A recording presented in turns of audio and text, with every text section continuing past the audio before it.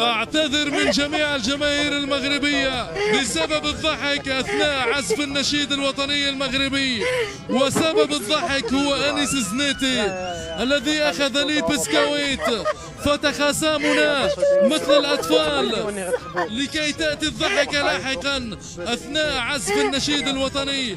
دائما يأتيني الضحك في المواقف الصعبة، حتى في القسم كان عندي عرض إنشائي فضحكت هو. أعتذر من جميع الجماهير المغربية بسبب الضحك أثناء عزف النشيد الوطني المغربي، وسبب الضحك هو أنيس زنيتي الذي أخذ لي بسكويت فتخاصمنا مثل الأطفال لكي تأتي الضحكة لاحقا أثناء عزف النشيد الوطني.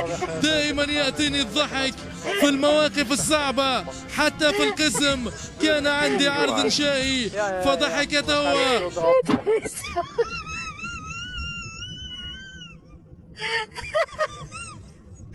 انتوا بتسمعوا